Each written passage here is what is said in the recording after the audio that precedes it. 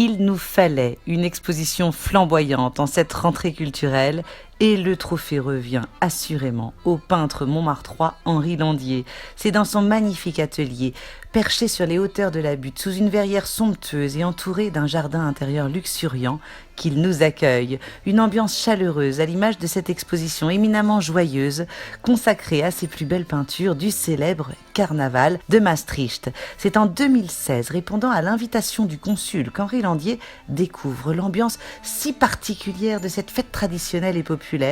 Et là, c'est l'évidence, on le retrouve au cœur de la parade, arborant la médaille d'honneur du carnaval, entouré d'un drapeau aux couleurs de la paix, s'imprégnant du parfum d'allégresse qui émane de la fête. Pendant 3 jours, la foule costumée vient du monde entier pour danser et fanfaronner sans discontinuer, sous le commandement bienveillant du prince du carnaval. L'exposition nous présente justement l'élu de 2016, le prince Bastian, posant fièrement devant l'artiste, aux côtés d'une clown resplendissante, une inconnue facétieuse prenant la pose dans son costume à pois aux couleurs du carnaval, réalisé par l'artiste en 2020. Cette année-là, une centaine de collectionneurs de l'artiste se rend sur place pour vivre ce moment extraordinaire à ses côtés.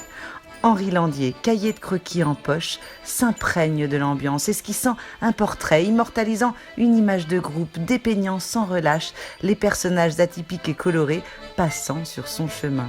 L'exposition nous offre la chance inouïe de rentrer dans l'intimité de l'atelier du peintre, à la rencontre de ses crayonnés, de ses dessins préparatoires, ces esquisses mises en regard des chefs-d'œuvre. La magie est là. Laurel et Chloé, venues de Los Angeles pour l'occasion, se retrouvent resplendissantes sur la toile. Elsa rayonne aux côtés de son Pierrot. Daniel et Carole deviennent le sultan et la dame aux perles. Le fou et ses dames se dénomment Yveline et Paul, arborant magnifiquement des paillettes qui font étinceler leur loup émeraude.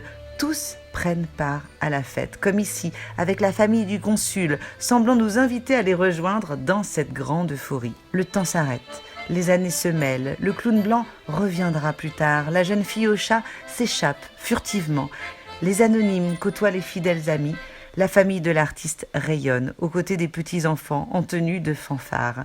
Une scène touchante et tendre, comme toutes celles que l'on admire ici. Comme à son habitude, l'artiste vise juste et nous touche en plein cœur, réussissant à réveiller en chacun ce piment de vie qui l'anime. Le petit chaperon rouge côtoie joyeusement des bandes de pirates. Les chapeliers fous de Tim Burton s'apprêtent à nous jouer un tour.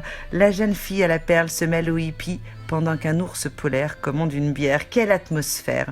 Ce qui nous frappe ici, c'est la palette incroyable du peintre qui joue sur les complémentarités des tonalités primaires poussés dans leurs extrêmes, rouge électrique, bleu royal, orangé solaire, mêlés à des nuances subtiles et pastels de gris, de rose, jaune ou bleu ciel.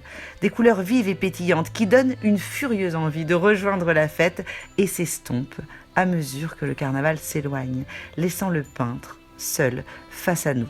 L'artiste nous fait ici un immense cadeau, se livrant à nous dans la solitude du confinement qui a vu naître ses chefs-d'œuvre. Une fois encore, Henri Landier nous démontre par un tour de force magistral ce que signifie être artiste peintre aujourd'hui, osant une peinture résolument actuelle, ancrée dans son temps, dans la vie, empreinte d'amitié et de joie de vivre.